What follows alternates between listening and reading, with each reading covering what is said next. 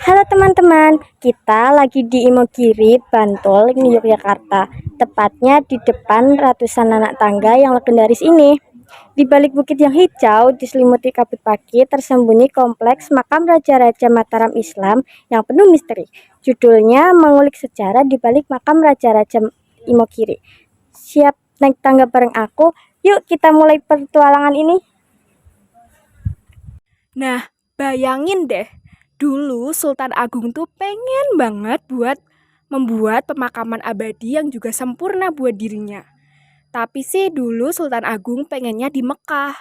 Tapi para tetua menyarankan buat dia membuat pemakamannya di sini. Alasannya supaya dia bisa dikenal oleh halayak umum karena jasa-jasanya yang besar buat Indonesia. Nah, akhirnya dia milih di Bukit Imera Imogiri ini. Bukan tanpa alasan dan bukan sembarangan loh. Ini ada kaitannya dengan petuah Jawa kuno, yaitu di mana setiap makam leluhur harus dimakamkan di bukit tinggi. Nah, akhirnya lahirlah jimatan ini. Pajimatan itu berasal dari kata harta dan juga pusaka. Sedangkan Imogiri berkabut dan juga gunung artinya. Nah, di makam raja-raja ini sudah ada 24 makam, di mana ada 20 makam buat astana atau kedaton. Yuk kita cari tahu lagi. Oh iya, ceritanya makin seru loh. Pas perjanjian Kianti tahun 1755, Kerajaan Mataram pecah jadi dua, Kasultanan Surakarta di barat dan Kasultanan Yogyakarta di timur. Meski terbagi, makam ini tetap jadi harta suci bersama, simbol persatuan yang gak tergoyahkan. Sayangnya, gak semua raja bisa pulang ke sini. Misalnya, Amangkurat pertama dimakamkan di Tegalarum karena wafat di perjalanan ke Batavia. Ini nunjukin betapa dinamisnya sejarah Mataram, penuh intrik politik dan perjuangan. Sekarang, mari kita ulik misterinya. Setiap gapura di sini punya ornamen sayap burung, yaitu simbol arwah yang lepas dari sangkar tubuh. Filosofi Jawa tentang kematian sebagai awal perjalanan baru. Lokasi di puncak bukit gak cuma estetis. Ini sengaja dibuat sulit dijangkau. Cuma boleh dikunjungi peziarah dengan pakaian adat Jawa seperti beskap atau jarik. Biar semua merasa setara, dari rakyat biasa sampai sultan. Selain kisah keagungan para raja, ada juga cerita sejarah yang cukup kelam di kompleks makam Imogiri ini. Di salah satu anak tangga yang tidak rata ini, konon dimakamkan Tumenggung Endranata, seorang panglima yang dianggap berkhianat karena membocorkan rahasia strategis tentang lumbung makanan saat pasukan Mataram menyerang Batavia, yang menyebabkan kekalahan dan banyaknya korban jiwa. Akibatnya, beliau menerima hukuman berat dan badannya ditempatkan di anak tangga ini. Sebagai bentuk konsekuensi atas pengkhianatannya, penampatan ini dimaksudkan sebagai simbol pengingat abadi tentang pentingnya kesetiaan dan tanggung jawab. Nah, satu lagi hal yang menarik. Di makam raja-raja ini ada tradisi yang sangat-sangat khas, namanya nguras enceh. Di mana banyak nanti orang yang akan datang ke sini untuk meminta airnya sehingga dapat memberikan keberkahan, kesehatan, dan lain sebagainya. Jadi, tunggu apa lagi? Yuk ke sini.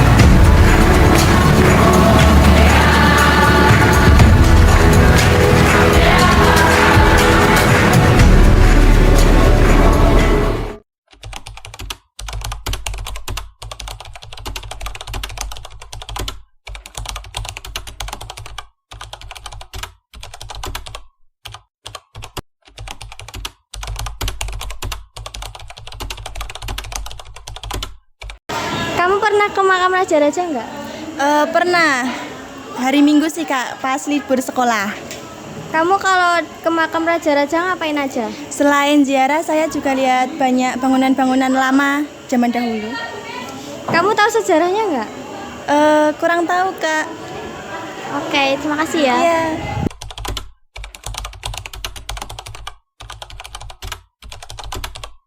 Kamu pernah ke makam raja-raja nggak? Pernah. Pas kapan? Kalau hari libur itu sering ke sana. Kalian kalau ke makam raja-raja ngapain aja? Cuma naik ke bukitnya, terus lihat-lihat pemandangan. Kamu tahu nggak nih sejarahnya kayak gimana? Nggak tahu. Cuma taunya kalau di sana itu buat makam raja-raja gitu. Oke. Dah.